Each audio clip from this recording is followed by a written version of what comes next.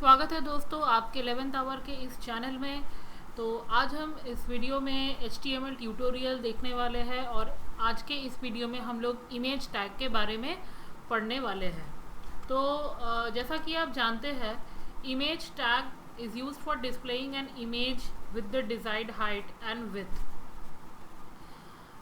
जब भी हम अपने वेब पेज में किसी भी तरीके के इमेज को अपलोड करते हैं तो बेसिकली दो तरीका है। एक तो है कि आप बैकग्राउंड में दीजिए, दूसरा है कि आप उसे इमेज टैग के थ्रू यूज़ कीजिए।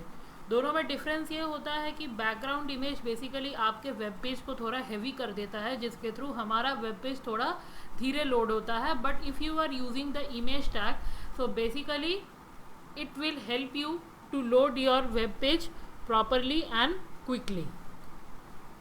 यहाँ पे इमेज टैग को जब हम यूज़ करते हैं तो उसका आपको देख सकते हैं कि मैंने सिंटैक्स लिख के रखा है। इमेज टैग एक एम्प्टी टैग होता है जिसमें मैंने एट्रीब्यूट्स लिख के रखे हैं। तो पहला एट्रीब्यूट है आपका SRC, जिसका मतलब होता है सोर्स। सोर्स का मतलब होता है कि आप जिस लोकेशन से अपने इमेज को फेच कर रहे हैं वो सोर्स होता है। That means path name of the image file. Width and height, जैसा कि आप जानते हैं विड्थ एंड हाइट हम लोग यूज़ करते हैं अपने इमेज के डिमेंशंस को बढ़ाने के लिए। ऑल्ट मतलब होता है alternate text. If your web page is not loading the picture file which you have set for the particular destination, then at that time the user will come to know that what particular the picture is about. तो alt एक substitute है आपका image जब upload नहीं होता है।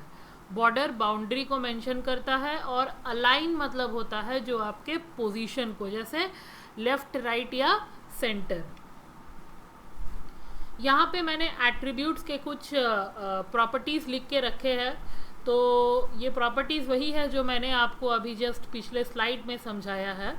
यहाँ पे एक इम्पॉर्टेंट चीज़ आपको बताने वाली है कि इमेज टैग को बेसिकली हम लोग जब यूज़ करते हैं किसी भी इमेज को अपलोड करने के लिए, तो बेसिकली हम लोग क्या करते हैं, उसे इमेज को हम लोग लिंक करते हैं। याद रखिएगा, हम लोग उस इमेज को लिंक करते हैं। साथ ही साथ इमेज टैग का कोई अपना एट्रीब्यूट नहीं होता है, उसमें दो कॉमन एट्रीब्यूट होते हैं SRC और ऑल्ट। ये दोनों नेसेसरी एट्रीब्यूट होता है। प्लस आप जब भी इमेज टैग का यूज़ कर रहे हैं विड्थ एंड हाइट देना मत भूलिएगा। Width and height, the dimension of the image is very important. So proceeding on to the practical part of the image tag, हम यहाँ पे एक फ़ाइल पहले से मैंने ओपन करके रखा है। इस फाइल को मैं क्लोज़ कर रही हूँ।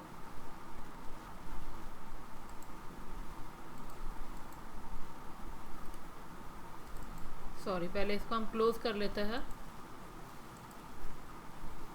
ओके, अब हम क्या करेंगे, ये मेरा पहले से मैंने एक फ़ाइल बना के रखा है। तो यहाँ पे मैंने कुछ स्टेटमेंट्स लिख के रखा है, इस इमेज के बारे में मैंने डिस्क्राइब किया है और साथ ही साथ ये मेरा इमेज है। तो हम हूबहू यही वाला आउटपुट प्रिंट करेंगे। थोड़ा हो सकता है difference, but basically you will know how to use the image tag. So इसका हम एडिटर ओपन करेंगे और यहाँ पे देखिए मैंने HTML टैग ओपन किया है, बॉडी टैग ओपन किया है और यहाँ पे पहले तो मैं इस P टैग को डिलीट कर देती हूँ ताकि आपको कोई दिक्कत नहीं हो। साथ ही साथ यहाँ पे देखिए मैंने image alt, this is the image of the scenery. उसके बाद मैंने SRC टैग ओपन किया है। अब यहाँ पे मैंने एक पाथ स्पेसिफाई किया है। अब ये पाथ को मैं हटा देती हूँ और पिक्चर का जो नाम है वो बेसिकली pic.jpg है। ठीक है, तो यहाँ पे देखिए आपको बहुत आसानी से समझ में आएगा। बेसिकली ये वाला पिक्चर मैंने अपलोड किया है अपने वेबसाइट में, ये वाला पिक्चर मैंने अपलोड किया है, लेकिन ये वाला अभी आपका डेस्कटॉप में है।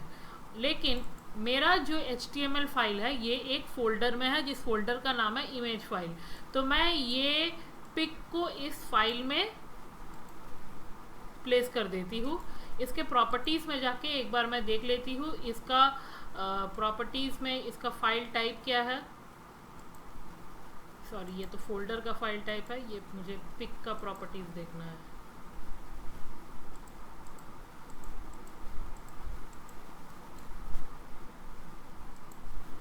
तो ये जेपीजी है। जब भी आप कोई पिक्चर को आप वहाँ पे प्लेस कीजिएगा, लिंक कीजिएगा, make sure that you are writing the proper format and name. अब यहाँ पे मैं एडिटर को ओपन करती हूँ। ओपन करने के बाद यहाँ पे मैं पिक का नाम देती हूँ। The pic name was pic.jpg। Width मैंने 40% दिया है। आप चाहे तो इसको पिक्सल में भी दे सकते हैं। आपके लिए मैं इसको पिक्सल में चेंज कर देती हूँ। आप चाहे तो इसे स्टाइल टैग के साथ भी यूज़ कर सकते हैं। Style tag height and width are both valid, but चूंकि आप बिगिनर है तो मैं आपको अभी सिर्फ विथ और हाइट को विदाउट स्टाइल टैग आपको सिखा रही हूँ। The CSS part we will be doing later. हालांकि ये भी CSS का ही पार्ट है। So there is a tag which is known as style tag, which is basically used for designing the web pages, and that comes in the cascading style sheet. So we will see it later. अब यहाँ पे मैंने alignment को centre किया है, तो alignment को मैं हटा देती हूँ और बॉर्डर को मैंने 5 पिक्सल दिया है। सेव करते हैं। Okay, so let's see it. तो यहाँ पे देखिए, ये मेरा छोटा सा पिक्चर यहाँ पे आपको दिख रहा है। ये छोटा सा पिक्चर आपको यहाँ पे दिख रहा है। तो एक बार मैं इसके एडिटर में फिर से वापस जाती हूँ और यहाँ पे मैं पिक्सल से इसको 40 पिक्सल से इसको 400 पिक्सल करते हैं।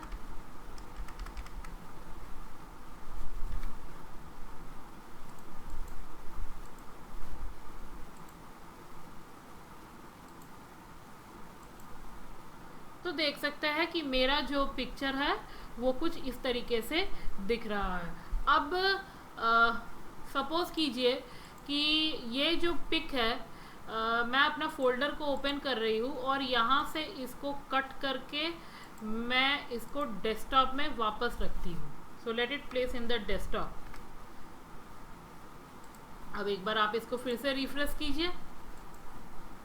आपका इमेज नहीं दिख रहा है, लेकिन इमेज के बदले यहाँ पे आपको एक टेक्स्ट दिख रहा है। Let me zoom for you. This is the image of the scenery.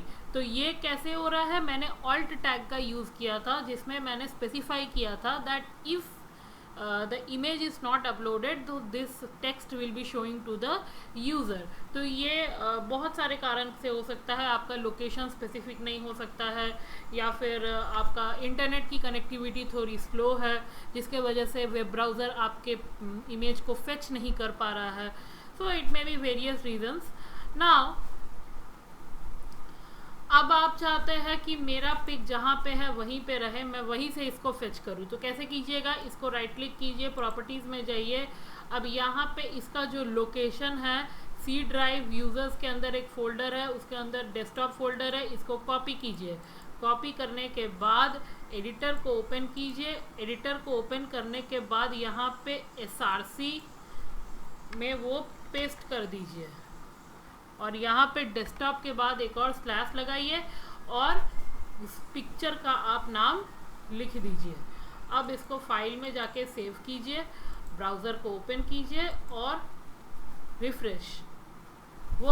तो देखिए मेरा जो पिक्चर है वो वापस अपने जगह पे आ गया है।